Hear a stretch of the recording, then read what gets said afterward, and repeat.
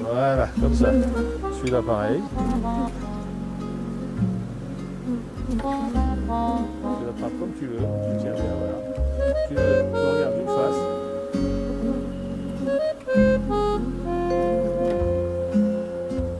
L'histoire d'amour entre les abeilles et Paris, récemment, évidemment, une grande histoire d'amour puisqu'elles venaient se réfugier pour se mettre à l'abri des pesticides. Mais sinon, le Moyen-Âge est là pour en témoigner. Les abeilles dans les villes en France, d'une manière générale, et en particulier à Paris, ont toujours été présentes. Il y a toujours eu des abeilles dans les villes.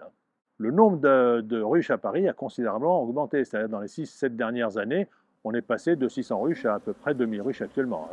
La population des abeilles qui habitent Paris est extrêmement nombreuse. Au plus fort de la saison, il peut y avoir jusqu'à 50 000, 60 000 abeilles par ruche. Si on estime qu'il y a 2000 ruches à Paris, 2000 multiplié par 50 000, ça dépasse quand même le nombre de Parisiens. Les ruches à la campagne sont logiquement, en toute logique, bien plus favorisées qu'ici puisque les ressources sont plus importantes. Donc on passe d'une moyenne de 10 kg par ruche à Paris à 25 kg par ruche en France en moyenne. La pollution présente à Paris, qui est une pollution atmosphérique, et non pas une pollution des sols, comme dans les campagnes, en fait, ne se retrouve quasiment pas dans le miel. Les abeilles respirent exactement le même air que nous, donc elles sont soumises à la même pollution atmosphérique que nous, mais ce sont les abeilles. Ce n'est pas le miel. Le miel de Paris reste intact. On retrouve peu d'abeilles dans les rues pour une raison toute simple, c'est que les abeilles ne sont pas intéressées par les humains. Les abeilles recherchent des fleurs. Et les fleurs à Paris, on les a dans les jardins, on les a dans les cimetières, on les a dans les allées. Paris est une ville qui est quand même très riche en végétation.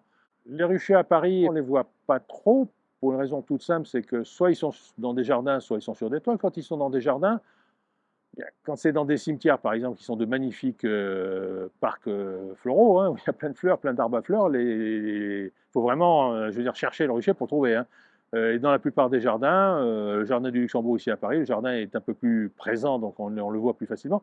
Mais d'une manière générale, on ne les voit pas trop, ces ruchers. C'est vrai parce que, bon, il n'y a pas tant de jardins que ça par rapport au nombre de ruches. Les toits contiennent à Paris beaucoup de ruches.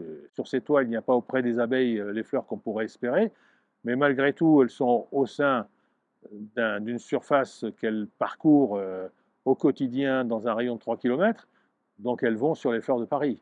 Le miel de Paris, c'est un mélange de toutes les fleurs de Paris. C'est pour ça que les touristes, lorsqu'ils repartent avec un pot de miel de Paris, ils savent qu'ils emportent avec eux un petit pot de fleurs de Paris dedans. Ce miel, on a la chance d'avoir un très bon goût, un très bon miel. Pour les spécialistes qui s'intéressent à décrire ces miels, ils nous disent que ce miel a un petit goût de litchi. L'école d'apiculture urbaine que je représente est une école qui dispose de plusieurs ruchers sur Paris, dont un ici même à l'Institut du monde arabe, mais aussi dans le 17e où nous avons nos installations principales, également dans le 13e, aussi dans le 19e, donc en plusieurs points de Paris. Nos ruchers sont toujours dans des jardins, comme ici, entourés de fleurs, puisqu'on estime que les abeilles méritent quand même d'avoir autour d'elles des fleurs. Voilà. Donc on a 5 ruchers sur Paris. Donc nous avons un lourd travail de vulgarisation, de participation.